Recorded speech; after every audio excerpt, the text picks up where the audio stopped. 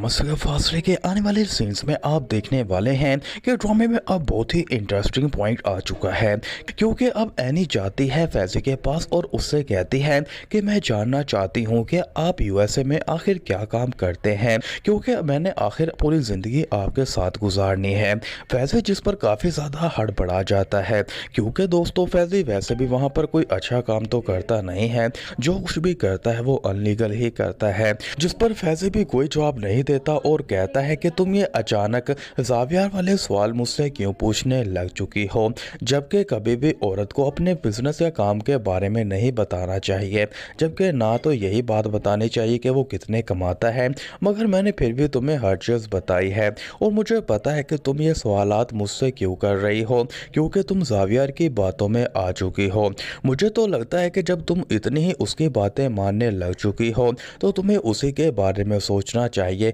क्योंकि तुम्हारे पास अब भी वक्त है। जिस पर एनी कहती है कि फैज़ी आप मुझ पर गुस्सा ना करें, क्योंकि मैंने ये सवाल तुमसे सिर्फ कैजुअली ही पूछा था, क्योंकि मैंने पूरी ज़िंदगी अब आपके साथ ही गुजारनी है। अगर आपको बुरा लग रहा है तो आप कोई जवाब ना दें, मगर इस तरह से ज़ावियर को मुझसे कंपेयर ना करें, क्योंकि वो अपनी क्वांटिटी का अलग इंसान है और मैं अलग। वैसे भी मैं उसे कुछ नहीं समझती हूँ, बल्कि मैं तो आजकल हर वक्त आपके साथ ही रहती हूँ। मगर दोस्तों फैज़ी कैसे भी करके एनी का इस बात का जवाब नहीं देता और बात को हैंडल कर लेता है। मगर दोस्तों क्या होगा जब आदिल इस बात का पता लगवा लेगा कि फैज़ी क्या कुछ अब तक यूएसए में करता आया है और अब पाकिस्तान में आकर उसने क्या कुछ झूठ बोला है, क्योंकि आदिल जो कि इस वक्त फ्रांस पहुंच चुका है और कोशिश कर रहा है कि अपने बिजनेस को हैंडल करने के साथ साथ वो फैज़ी के सारा डेटे के बारे में भी अच्छा तरह से मालूमात इकट्ठी कर ले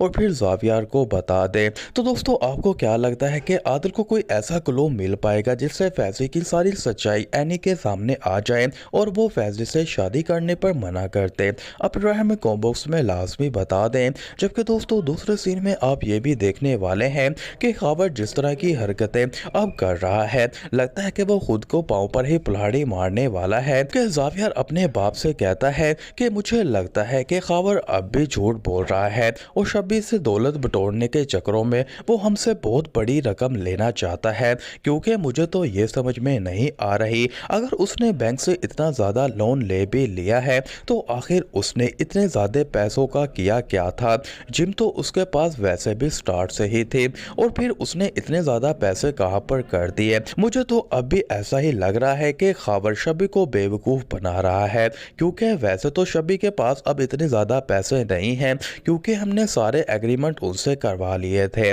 मगर फिर भी हमें अब सोच समझ कर ही कदम रखना पड़ेगा। जिस पर सिकंदर कहता है कि ज़ावियर जो कुछ भी करना है तुम सोच समझ के कर लो, क्योंकि अगर हम गलत हुए तो शब्बी हमारे साथ बहुत बुरा करेगी, क्योंकि वो खबर से बहुत प्यार करती है। दोस्तों सुबह आने वाले एपिसोड्स में देखने वाले हैं और इस ड्रामा से जुड़ी हर तरह की अपडेट के लिए मेरे चैनल को सब्सक्राइब और वीडियो को लाइक लाजमी कर दें, ताकि इस ड्रामे से जुड़ी हर तरह की अपडेट आप तक लाजमी पहुंच सके। तब तक के लिए अल्लाह हाफिज़।